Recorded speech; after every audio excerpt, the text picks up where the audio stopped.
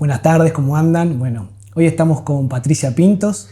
Ella es geógrafa, investigadora, docente y sobre todo lleva adelante un trabajo, una lucha con lo que es la ley de humedales. Bueno, Patri, gracias por invitarnos a tu casa. ¿Cómo estás? ¿Todo bien? Bien, muy bien. Muchas gracias por venir y por compartir este momento conmigo. ¿Qué me faltó de tu currículum? Bueno, no mucho. Dijiste lo más importante. Soy docente, investigadora del Centro de Investigaciones Geográficas de la Facultad de Humanidades de la Universidad Nacional de La Plata. Soy subdirectora de ese centro. Y bueno, sí, me reconozco como una militante, así, una investigadora anfibia, en el sentido que lo define Maristela Svampa, de investigadoras que pueden estar en el gabinete, trabajando, investigando, pero que también necesitan la interlocución con el territorio, ¿no? La bajada al territorio y el vínculo con los actores sociales. Bien. Bueno, para arrancar, yo lo primero que quiero contar es que vos llevás adelante mucho el concepto de extractivismo urbano. Explicás muy bien el tema y viene a dar como cuenta o fondo de todo lo que es el trabajo que llevas adelante, por lo que yo vengo escuchándote. Así que me gustaría que nos cuentes un poco de qué se trata el extractivismo urbano, cuáles son los perjuicios que está llevando adelante, saber si lleva algún beneficio, o sea, ampliamente, de manera ecuánime, explicar de qué se trata. Bueno, creo que el común de la gente conoce el término extractivismo y lo asocia a esta extracción, expoliación de bienes de la naturaleza con escasa transformación en el país, destinado fundamentalmente a la exportación de ultramar, ¿no? Nos referimos a la minería en general, pero la minería a cielo abierto en particular, la explotación de hidrocarburos no convencionales, la explotación forestal, el agronegocio, entre otras. Pero es menos visible, menos conocida la existencia de otras formas de extractivismo, como las que se producen en las ciudades, en el sentido de un extractivismo, como solemos llamar, de buenos modales, porque está naturalizado. Y pintoresco. Es pintoresco y en algunos casos es objeto de deseo de amplios sectores de la población. Claro. Me refiero a esas formas de urbanizar que se han dado en las últimas décadas, fundamentalmente asociadas a ambientes de la naturaleza, como pueden ser humedales, pueden ser faldeos serranos y montañosos, playas públicas, médanos costeros, digamos, desarrollos urbanos en esos lugares. De desarrollos urbanos que lo que hacen es producir barrio cerrado, formas urbanas de tipo barrio cerrado o clubes de campo, en áreas, digamos, donde la naturaleza aparece como el elemento dominante y convocante, pero que en el fondo lo que está mostrando es que la naturaleza aparece como el factor de capitalización de rentas extraordinarias para los desarrolladores. Entonces, lo que tenemos en ese formato de extractivismo es una búsqueda por construir formas de ciudad caracterizadas por lo especulativo, por esa capacidad de generar rentas extraordinarias para los inversores, muy destructiva de esos ambientes naturales y fundamentalmente privatista para el conjunto de la sociedad, que no puede acceder a esos ambientes porque, bueno, es cierto, la naturaleza aparece como un gran atractivo, pero a la vez que se la privatiza, se la sustrae del uso público para el conjunto de la ciudadanía. Vamos por parte. Contanos un poco más cuáles son los perjuicios que causa la naturaleza en diferentes sectores, porque no es lo mismo por ahí un humedal que un lugar de médanos o en la albúfera, como bien contás, o en la montaña. Bueno, A ver, nosotros decimos que en ese afán por lograr rentas extraordinarias, los desarrolladores inmobiliarios producen, en primer lugar, una desnaturalización de estos ambientes. Es decir, aquello que los hace atractivos para la inversión y para ir a vivir es precisamente aquello que se termina destruyendo. Por ejemplo, es el caso de las urbanizaciones cerradas sobre humedales, como el ejemplo de Nordelta, el más prototípico tal vez, pero muchísimas otras en la cuenca del río Luján y en muchos otros lugares de nuestro país, que bueno, los humedales desaparecen, la flora, la fauna nativa son erradicadas de plano de esos lugares. Pero además los terrenos se cambian morfológicamente, se los altea para poder recibir la construcción de viviendas, y esto genera que la morfología regional de estos sitios se vea alterada, y en ocasión de inundaciones extraordinarias o precipitaciones extraordinarias, esto cause perjuicios no para los que viven adentro de esas urbanizaciones, el terreno elevado.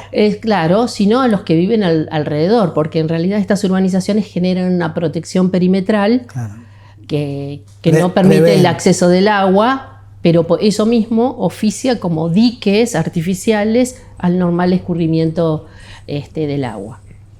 En el caso de los médanos costeros, los médanos ofician de protectores de las áreas de las líneas de costa, es decir, de los efectos erosivos del mar. El modificar los médanos, el arrasar con ellos, el cambiar la vegetación nativa, genera que esa característica que tiene ese ecosistema se desaparezca, y por lo tanto la línea de costa esté sometida al embate del mar y por lo tanto sujeta a procesos erosivos muy importantes.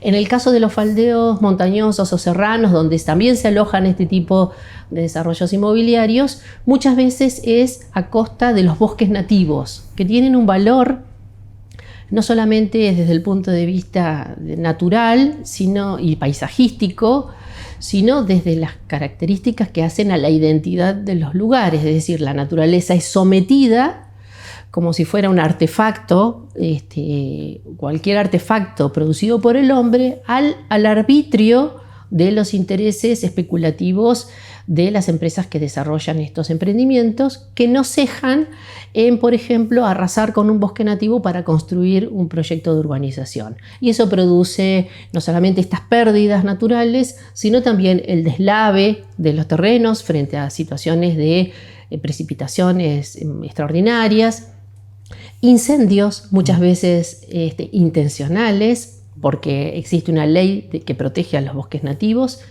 y muchos desarrolladores inmobiliarios han encontrado que prender fuego a esos bosques implica que las leyes que prohíben la modificación de estos ambientes desaparezca. Porque, bueno, muerto el perro se acabó la rabia, claro. No existe el bosque, no hay nada para proteger. Esto motorizó en algún momento durante la pandemia una modificación en la ley del fuego para poder penalizar a aquellas personas que provocaran intencionalmente incendios con el objeto de cambiar el uso del suelo de estos ambientes, ¿no? Y que no se pueda posteriormente vender por una determinada cantidad de años. Sí, ¿no? Por 60 años. Claro. Entre entonces, 30 y 60 años. El fin buscado, por más que quede un X, que un hombre de paja en cana, porque van a meter a cualquiera para acusado y después hacen el negocio. El negocio no se puede hacer. No se puede hacer. Exacto. Y esto que estás contando lo veo como, ahí se emparenta con lo primero que contaste, que es un extractivismo más, porque por ejemplo el extractivismo que es de la producción de soja, por decirlo alguna, o alguna producción agraria, también lleva adelante el desmonte. El desmonte, el relleno de áreas de humedales para ampliar la frontera agropecuaria, la introducción de lo que se llama el paquete tecnológico de la soja, que es altamente contaminante y demás, digamos, bueno, sí, cada forma de extractivismo tiene sus artilugios para garantizar la máxima rentabilidad de esos negocios. y todas ellas son perniciosos para el ambiente, ¿no? Digamos, la megaminería requiere de grandes volúmenes de agua que luego terminan contaminándose. El fracking necesita de la fractura metabólica de traer arena desde el delta hasta llevarlo hasta Vaca Muerta y luego inyectar esas arenas que terminan contaminándose. El litio, que requiere de grandes volúmenes de agua para la obtención del mineral de litio, en áreas donde el agua es un recurso escaso, digamos, y donde hay comunidades originarias que viven precisamente de esa escasez del agua, explotando las salinas, por ejemplo. Es decir, cada formato del extractivismo tiene sus estrategias para maximizar el beneficio en el tiempo más corto posible, es decir, rentabilizar los negocios, sin importarle la sustentabilidad de esos ambientes y de esos recursos con miras a las generaciones venideras. Ahora la voy a complejizar un poquito. Para mal de la naturaleza, los humanos existimos. Porque si no existiéramos no causaríamos nada, ningún problema en la naturaleza. Entonces, te consulto, sobre todo por el tema que venimos hablando del desarrollo urbano o un lugar donde vivir los humanos, porque lo que estoy viendo que me parece positivo es que hoy nosotros, las personas, estamos intentando vivir en un lugar más natural. Queremos vivir con un río al lado, con verde, o sea, lo que antes era meternos en el medio del cemento y cuanto más cerca del bochinche y de las luces mejor, hoy parece ser que ha cambiado esta búsqueda del humano y trae aparejado estos negocios y estos problemas. Entonces, no me parece a mí, en mi mirada, esta búsqueda del humano, vivir en estos lugares más agradables, más en contacto y en armonía con la naturaleza. ¿Qué posibilidad hay de convivencia? ¿Qué posibilidad hay de un desarrollo urbano en estos sectores más buscados? Bueno, lo primero, decir que no está mal.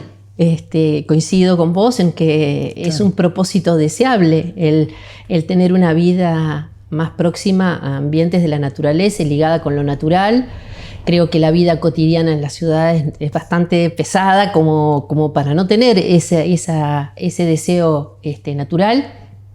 La cuestión es que en general las formas en las que esa búsqueda de la naturaleza se produce es precisamente destruyéndola. La cuestión sería que no hay que forzarla a la naturaleza. ¿Y en qué sentido lo digo? Los valles de inundación de los ríos y arroyos, los médanos, los faldeos montañosos no están en condiciones de recibir este tipo de desarrollos inmobiliarios. Vivimos en un país que tiene vastísimas superficies de llanura, con condiciones óptimas para alojar a una enorme cantidad de población en áreas periurbanas o rurales, si querés, alejarte de la ciudad, pero sin la necesidad de la destrucción de estos ambientes que tienen un valor patrimonial, paisajístico, superlativo.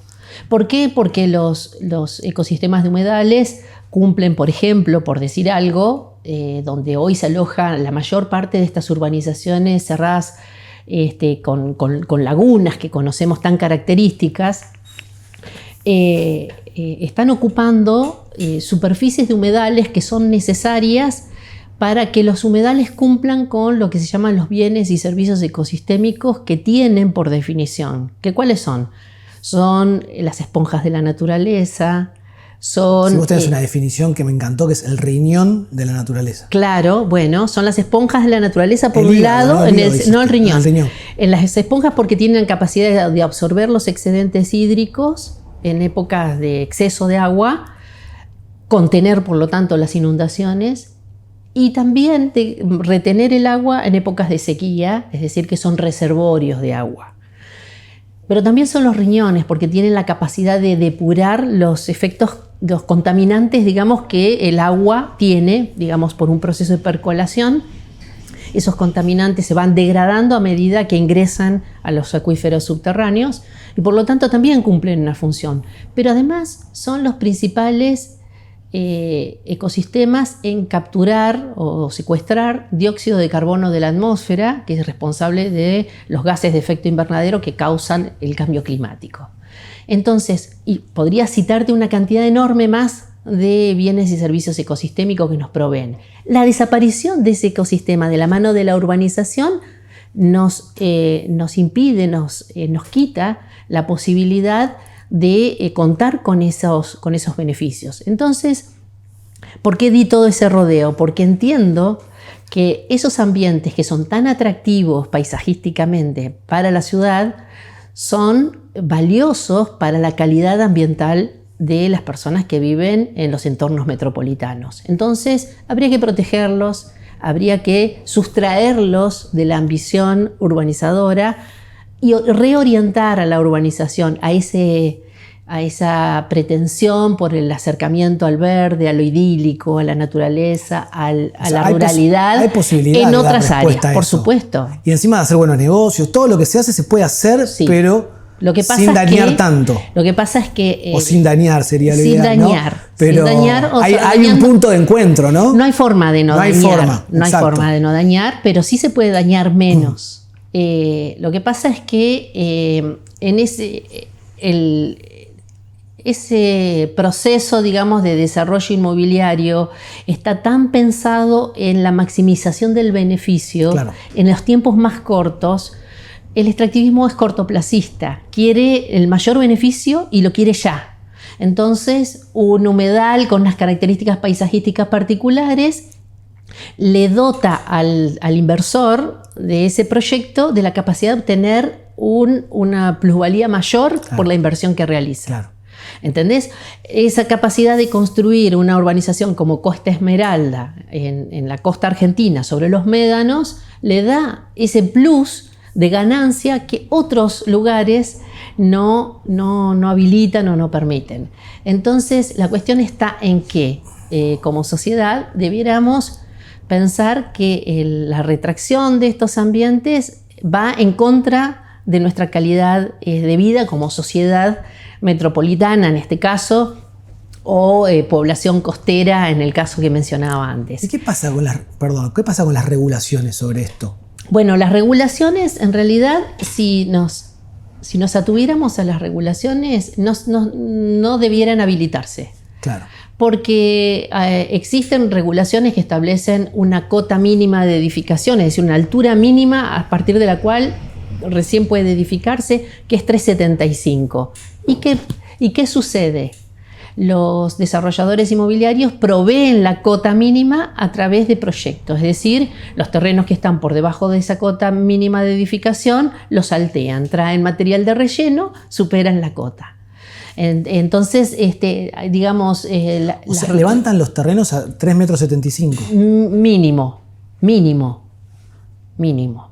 Esa es la cota mínima de edificación. Claro, por eso entiendo que en el Tigre, en lo que es el Delta, una de las indicaciones de construcción es construir de forma palafítica y sobre los 4 metros. Así es, por lo menos superando esa de cota. Palo, de madera. Sí. Y arriba de los 4 metros la base. Cuando llega el expediente a la autoridad del agua, lo primero que va a mirar la autoridad del agua es decir si cumple con la cota mínima de edificación y si no le va a requerir que haga las modificaciones necesarias. Lo que pasa es que eso implica modificar la morfología del terreno, claro, y por lo tanto el escurrimiento. Claro. Y ahí está la vulneración a las regulaciones. Las regulaciones se acomodan de alguna manera a, hay una mirada muy contemplativa de lo que son los desarrollos inmobiliarios, entendidos como posibilidades o estrategias de desarrollo económico para los municipios que reciben esas inversiones y por lo tanto hay que tratar de garantizar que se puedan concretar, digamos, claro, ¿no? Y ese es un poco el leitmotiv, ¿no? Siempre la zanahoria del desarrollo puesta por delante, ¿no? Sin pensar que esas transformaciones vistas acumulativamente tienen efectos que son muy negativos para el conjunto de la población, ¿no? Claro. ¿Y vos qué planificación proponés en cuanto a el crecimiento de un pueblo o el crecimiento a nivel nacional, ¿no? Vos decís, bueno, nosotros hoy tenemos una necesidad habitacional muy grande, hay un negocio para la gente pudiente, hay una necesidad para la gente no pudiente. ¿Qué formato ves vos de planificación a nivel nacional de dónde crecer urbanísticamente? Mira, leía una nota de un geógrafo muy renombrado, un geógrafo inglés, David Harvey, que decía que una característica desde los años 70 a esta parte en la producción, la expansión de las ciudades, es que las ciudades dejaron de producir la vivienda como bien de uso. Es decir, la vivienda históricamente se produjo para satisfacer una necesidad que era la necesidad de tener un techo. Bueno, a partir de los años 70 y mucho más a partir de los 90 con los procesos de financiarización urbana, la vivienda ha pasado a ser dominantemente un bien de cambio antes que un bien de uso. Entonces, hoy nuestras ciudades tienen grandes cantidades de viviendas que no están colocadas en el mercado, que están ociosas, están especulativas, que se producen especulativamente y que como contraparte tenemos grandes porciones de nuestra población que no tiene esa necesidad habitacional satisfecha. Entonces tenés un exceso, un stock de viviendas desocupadas, por un lado, y una cantidad de familias que no tienen dónde vivir.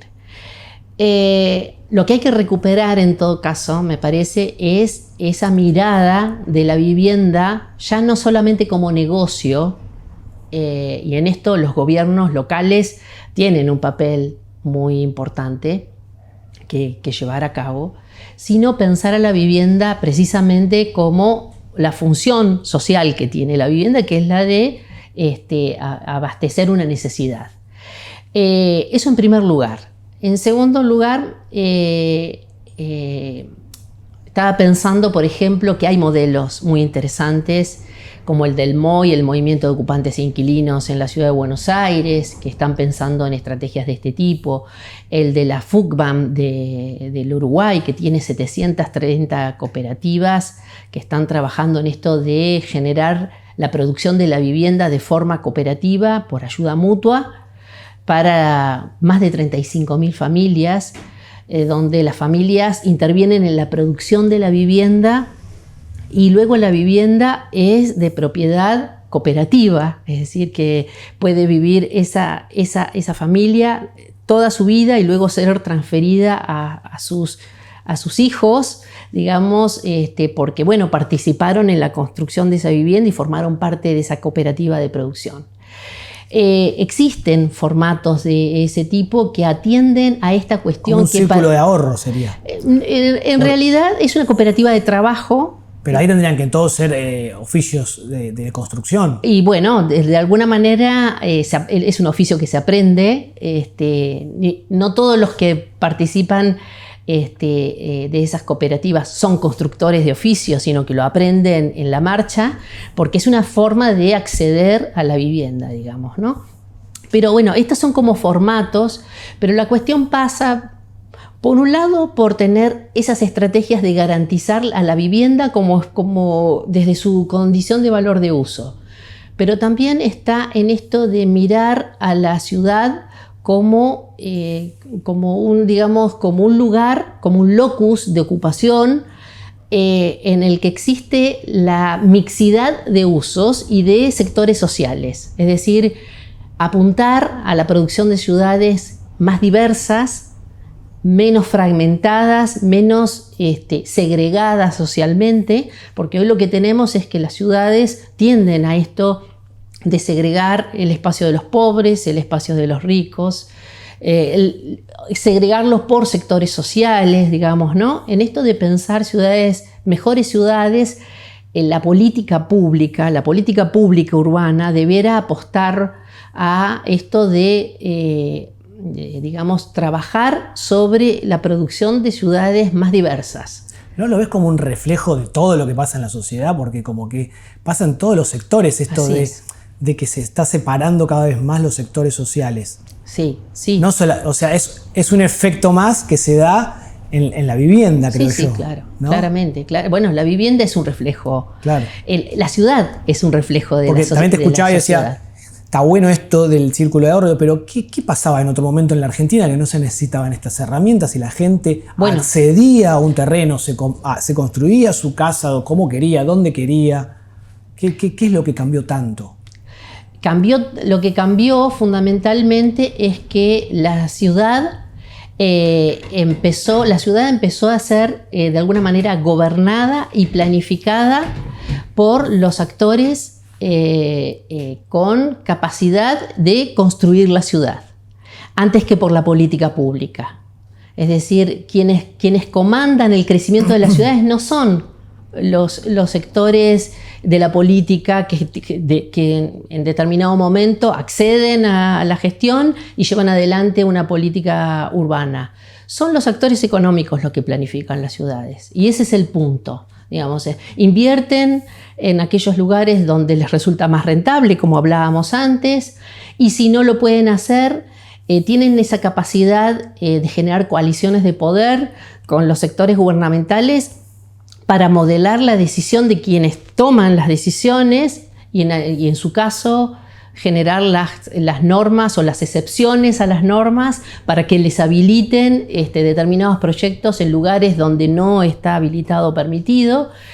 Y eso es lo que ha ido cambiando. Se ha ido retirando el Estado de esa función planificadora que tuvo durante mucho tiempo. Yo creo que tiene que ver también con un cierto desapego de esa matriz keynesiana, de estado de bienestar, digamos, que acompañó las primeras décadas, y diría avanzado hasta los años 70 a nuestro país, y la irrupción de un modelo más liberal, de gestión del territorio, donde son los actores con poder económico los que toman las decisiones.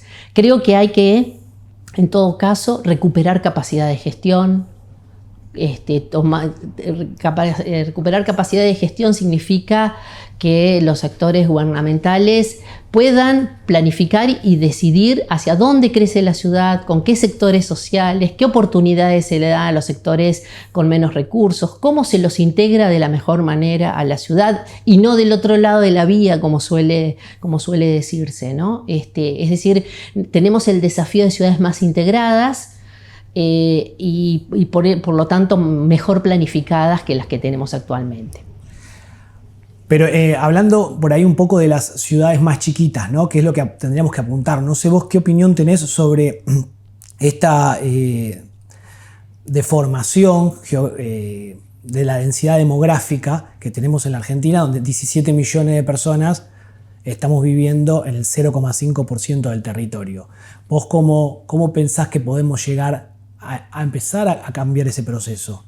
Bueno, es muy difícil modificar un patrón de crecimiento que ya tiene siglos de historia, ¿no? Creo que la ciudad de Buenos Aires y todo su aglomerado es lo que es, y tenemos que tratar de hacerlo más amable. Por eso digo que las formas de crecimiento no pueden ser avasallando ecosistemas naturales. Esto es una forma de contener un crecimiento desordenado y mal planificado. Las ciudades pequeñas, las ciudades intermedias, no tienen esos problemas. Son ciudades mucho más amables, tienen una escala donde del extremo del borde de la ciudad al centro se puede hacer andando a pie o en bicicleta, sin mayores dificultades.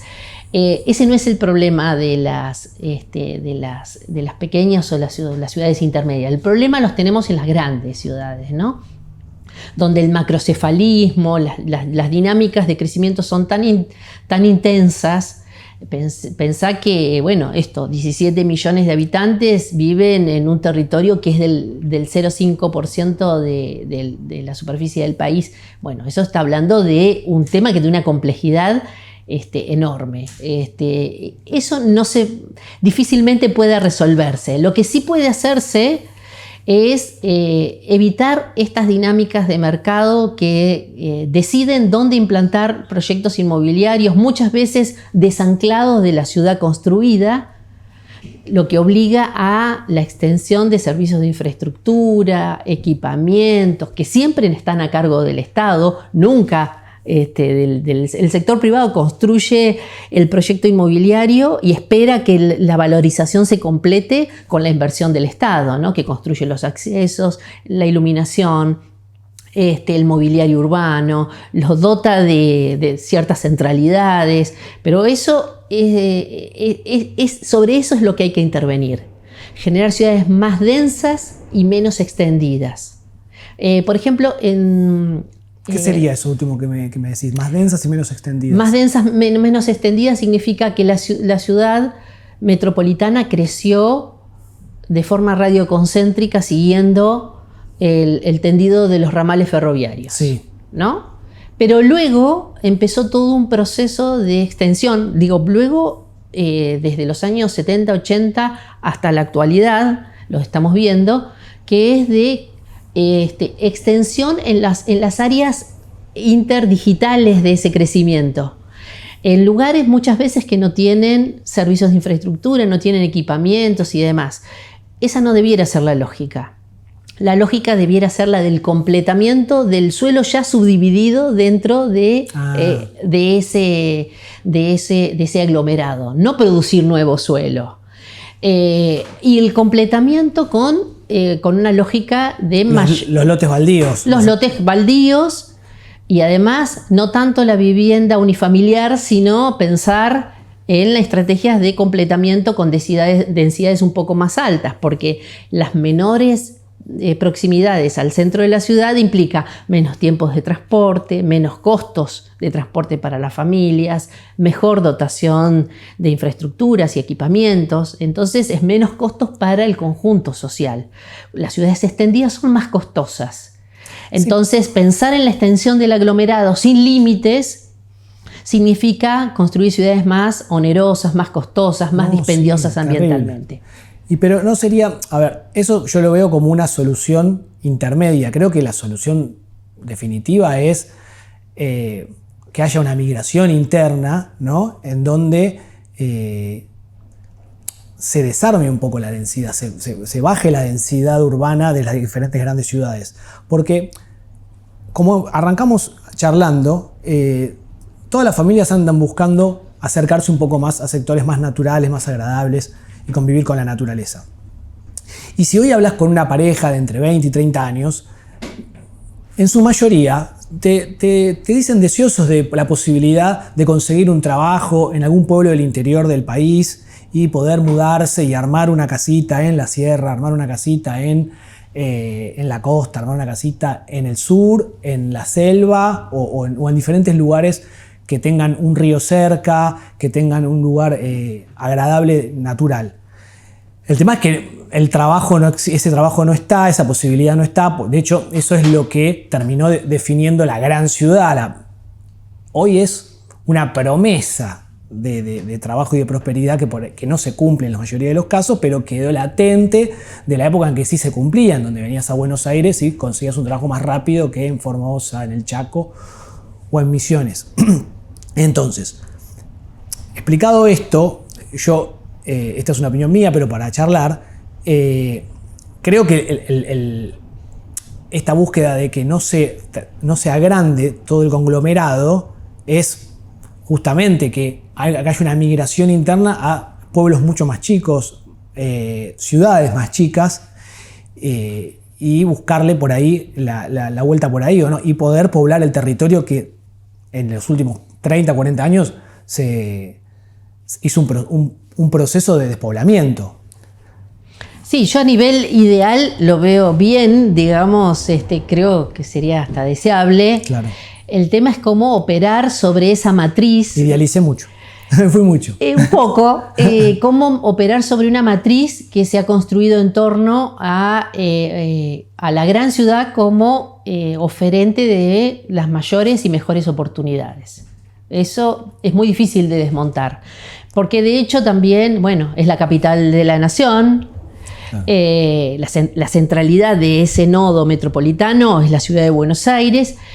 Y Buenos Aires y sus sucesivos anillos de crecimiento, que ya va por el cuarto, digamos, y unos 40 municipios aproximadamente forman parte de ese crecimiento, concentran toda la gran parte de la oferta, de la mejor oferta educativa a nivel nacional, de la mejor oferta de servicios sanitarios. Bueno, pero eso es planificación, nacional. Volvemos a lo que contabas hace un ratito. Bueno, en algún desde momento, otro punto de vista, pero es planificación. En algún momento, sí, lo que pasa es que, bueno, esto no se puede hacer si no es con unos volúmenes de inversión significativos, ¿no? Sí, claro. En algún momento se habló del cambio, por ejemplo, de cambiar la capital, trasladar la capital del país a Viedma en su momento, para reequilibrar un poco la población. Termina tal vez haciendo un conglomerado allá. Pero no termina difícilmente, pero difícilmente también, es verdad, yo comparto. Difícilmente porque las condiciones tampoco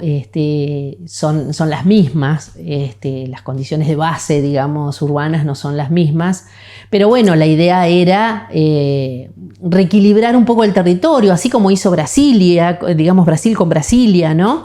Esto de llevar al centro del país la capital, de alguna manera, redireccionó las tendencias de crecimiento en ese país en buena medida. Sin embargo, Río de Janeiro y San Pablo siguen siendo los estados más poblados, digamos, de Brasil, por lejos, digamos.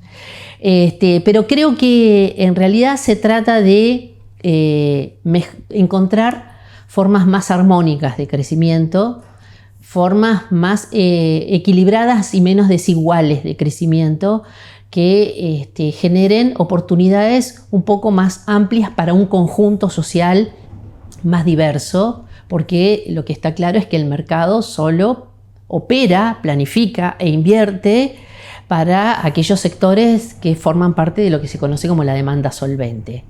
Si no se toman medidas que de alguna manera piensen cómo reequilibrar los territorios desde políticas de planificación provenientes desde el Estado y no desde el sector privado, difícilmente esto se pueda lograr. Pero ¿cómo reequilibrarías por ahí la actualidad que hoy tenemos en el conurbano? Bueno, a lo que voy es a que hoy no hay una oferta de suelo y vivienda que no sea para los sectores con capacidad de poder acceder a través del mercado. No hay. Para los sectores populares no tienen opciones para acceder al suelo y la vivienda. ¿Cómo generarías una opción? La única opción que tienen es la toma. La toma, sí, por eso. Porque si no hay en el mercado oportunidades para ellos, bueno, la única oportunidad que tienen es acceder a través de la toma. ¿Cómo? Bueno, yo lo que creo es que desde operatorias propias de los gobiernos locales, que hagan a la construcción de bancos de tierra. Bancos de tierra que, mira, yo te voy a poner un ejemplo. Lote con servicios. O sin servicios. No, puede ser lotes con servicios o sin servicios, pero te voy a poner un ejemplo que seguramente te va a quedar claro. Cuando salió el programa Procrear, que permitió el acceso a la vivienda a sectores medios, no a los sectores populares, sino a los sectores medios, fue una operatoria muy interesante porque vastísimos sectores de medios de la población pudieron acceder a la vivienda de una manera accesible. Claro, pero la forma en la que esto se hizo fue a través de que el Estado compraba a particulares suelo para localizar estos proyectos, ¿no? de Procrear.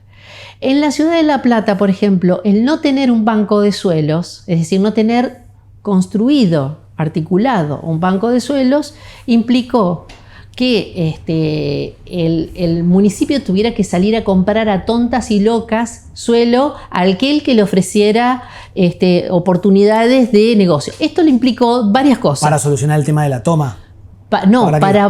Estoy hablando del Procrear. Para el Procrear, para dar lugar al Procrear. Para dar lugar al Procrear. ¿Qué pasó? El municipio salió desesperado a comprar suelo al que se le ofreciera, y esto generó dos cuestiones. Primero, que terminó comprando suelo en lugares desanclados de la ciudad, lejos de la ciudad, por lo tanto, con una menor provisión o acceso a servicios, infraestructuras, equipamientos y demás. Y además lo hizo a valores de mercado más altos, porque no todo el mundo estaba dispuesto a vender su suelo. Entonces, aquellos que sí estaban dispuestos a hacerlo... Aparte la especulación ahí. Especularon, exactamente, claro, subiendo brutalmente el precio de los terrenos. Con lo cual la política pública terminó siendo, en definitiva, más onerosa de lo que debiera haber sido. Claro. ¿Esto por qué? Porque no había una previsión de hacia dónde crecer, de cómo generar, cómo direccionar el crecimiento para una política pública muy interesante como fue el Procrear. Lo mismo pasa para los sectores populares. Los sectores populares siempre toman suelo, principalmente lo hacen sobre suelo público. Cuando no hay disponible suelo público, lo hacen sobre suelo privado. Pero lo hacen a veces en lugares recónditos, en general, donde suponen que va a ser menos molesto o complejo en relación con los vecinos del entorno. Que van a tener mayor éxito. Exactamente. Bueno, esto podría anticiparse, podría preverse si los municipios tuvieran una política de gestión del suelo que de alguna manera fuera una suerte de previsión de esas demandas y poder direccionar esas demandas hacia los lugares que son los más adecuados para la política pública. Bueno, eso no se hace. Otras medidas, hoy hablábamos informalmente sobre el IDUAR. Sí. Bueno, en su momento el municipio de Moreno capturó una serie de suelo que estaba ocioso, por prescripciones administrativas, herencias vacantes, es decir, formas de suelo que estaban como en un limbo para legal. Capturó casi 1000 terrenos en Moreno, que no eran de nadie en algún punto, otros que, bueno, la deuda impositiva era tan alta que más le convenía ceder al propietario ese terreno al municipio que pagar la deuda impositiva, digamos, ¿no? De esa manera se hizo de un banco de tierras de casi 1000 lotes. Digo, esa es una política proactiva que pueden encarar los municipios en esto de prever a dónde localizar a las familias. Entonces, cuando sobreviene una necesidad, sobreviene una demanda, el municipio tiene una herramienta para poder gestionar activamente el territorio y no dejar que los pulsos de la necesidad le vayan organizando las expansiones, los crecimientos, las tomas, las localizaciones, ¿entiende? Digo, faltan políticas activas de gestión del suelo que bien los municipios podrían encarar o llevar adelante, digamos, ¿no? Sí, como una forma uno de los grandes conflictos que hay es que hay una visión desde por ahí de los barrios más urbanizados que en sectores como en Moreno o en municipios que están más cercanos a donde termina la gran mancha de cemento, hay mayor posibilidad de tierra. Y lo que pasa en realidad es que la tierra siempre es de alguien, porque si no tienen la propiedad, tienen la posesión, están parados ahí. Bueno, sí. Es muy, o sea, y todo esto, la gente mira y dice, pero todo esto y todo esto y todo esto, y nosotros no tenemos para dónde vivir, pero todo de alguien, o de alguno que tiene la propiedad y está especulando que suba el valor y la tiene ahí, otro que no tiene la propiedad, pero tiene la posesión porque hace 30 años que lo cuida, no sé qué, también está... O sea, parece ser a la vista que hay un montón de tierra, pero no la hay. Ese es uno de los grandes temas. Y eso pasa por la presión que hay sobre la tierra. Entonces, la tierra es como un bien muy valioso. Muy. Bueno, de hecho, no solamente es muy valioso, es irreproductible por el capital. Claro. No hay forma. El capital puede construir cualquier cosa. Claro. Pero suelo, no. Digamos, tiene un límite. Y ahí en Oriente, esos lugares ya están empezando a inventar ciudades arriba del agua. Sí, ¿a qué costos? ¿A qué costos? ¿A qué costos económicos y a qué costos ambientales? Sí, ¿no? Sí, no, ni hablar. Pero bueno. hasta ahí pueden llegar a modificarlo. Pues sí, bueno, también venden la luna, digamos, si vamos al caso. Bueno, justo estábamos charlando, que yo te consultaba por una propuesta que tenías vos de educación geográfica local para los colegios y eso, con respecto a que me contabas que las ciudades están construidas por arriba de lo que es... Hay una naturaleza abajo de la alfombra de cemento. Claro. Sí, mira, hace unos años leí un trabajo de Fernando Pereira del CEGEMAR, donde hablaba sobre la geología urbana de Buenos Aires. Y yo me sonó tan raro la geología urbana de Buenos Aires, de la región metropolitana de Buenos Aires. Naturalizamos que la ciudad siempre estuvo donde está. Claro. Y que siempre fue ciudad y que no hubo nada que la preexistiera, ¿no? Pero por debajo de la ciudad hay una morfología, es decir, hay un terreno que tiene unas determinadas alturas, unas ciertas pendientes, una hidrografía que circula por debajo, que se expresa sobre todo en tiempos críticos desde el punto de vista ambiental. Yo te mencionaba el caso de La Plata, que durante la inundación fatídica de aquel 2 de abril murieron casi 100 personas. Creo que es el máximo antecedente así de una catástrofe natural que generara tantas muertes, y que cuando el agua bajó y se empezaron a encontrar los muertos, los cuerpos de las personas fallecidas y demás, y se la superpuso con el mapa de los ríos y arroyos entubados que pasan por debajo de la ciudad, el mapa de las muertes coincidía con el trazado de los arroyos entubados, digamos, ¿no? Había una simetría absoluta, una coincidencia absoluta entre ambos. Y eso tiene que ver con que, en general, hemos construido a las ciudades negando lo que existe por debajo. Yo creo que si hoy se tuvieran que hacer ciudades donde hoy las localizamos a las ciudades como La Plata o la ciudad de Buenos Aires y su crecimiento, probablemente tendríamos otras consideraciones acerca del ambiente donde están construidas.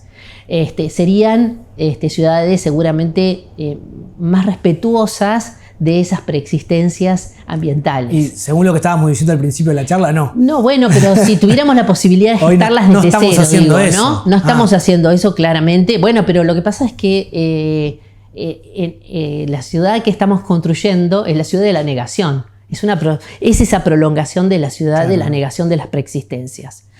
No hay una conexión real con lo natural. No hay una convivencia. No hay. Y es muy importante. Sería hermoso, porque sería precioso. Embellecería todo, y revalorizaría todo. Sí, claramente. Por eso es importante en esto que vos decías de la educación ambiental. Es muy importante que... Yo creo que se hace, Así como desde hace algunos años nuestros hijos son los que a los mayores nos inculcan que este papel no se arroja acá, que hay que proteger a determinado ser vivo porque es importante para el ciclo natural de este ambiente. Bueno, también se está enseñando el valor que tienen el lugar donde vivimos, las características ambientales, geomorfológicas, morfológicas de los territorios que vivimos, y como hablábamos también informalmente, no se puede amar lo que no se conoce, ¿no? Entonces me parece que en aras de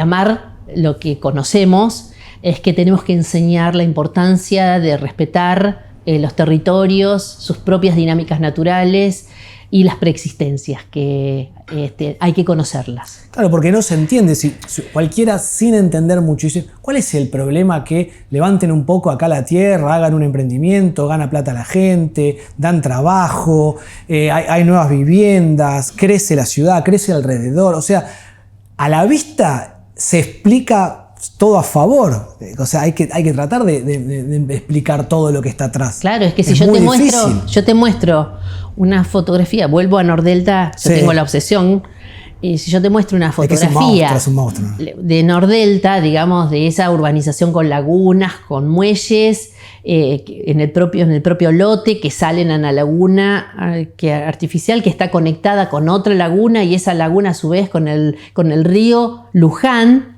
y a través del río Luján llega directamente desde su propio amarre al río de la Plata.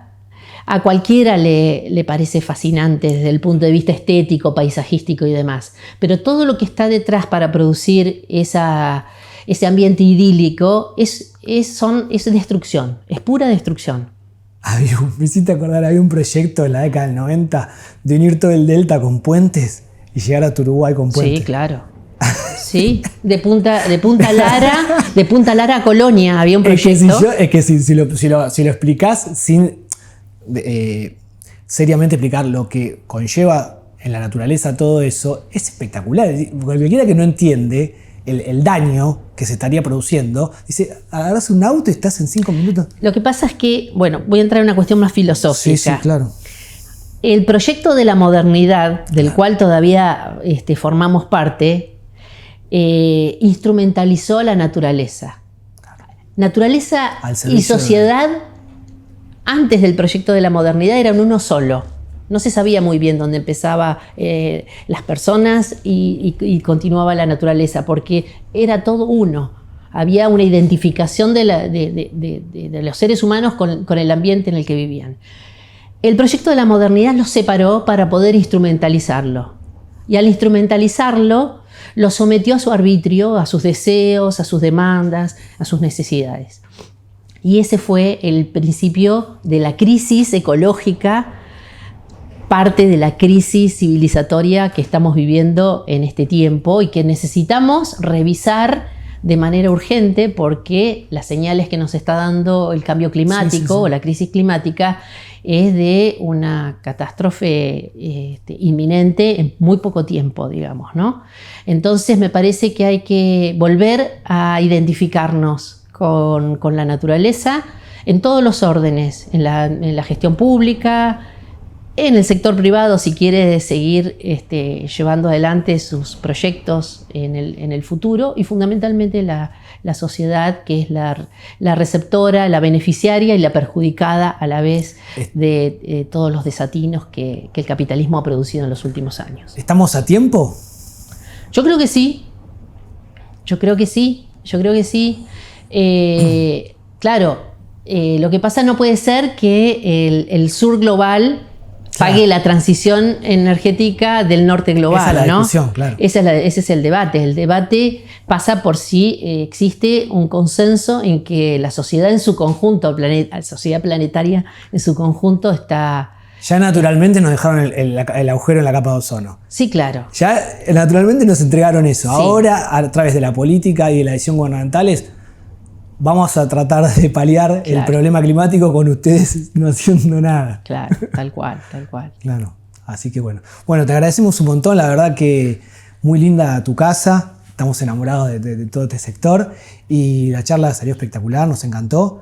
Así que nosotros siempre regalamos un vino, no sé si tomas vino. Sí, claro. Pero es un vino que hacemos nosotros, que tiene el nombre del programa. Así que qué bueno, el gran proyecto argentino. Sí. Uy, qué bueno, lo vamos a tomar y vamos a brindar por este encuentro. Bueno, así que te agradezco mucho y nada, eso. Gracias a ustedes.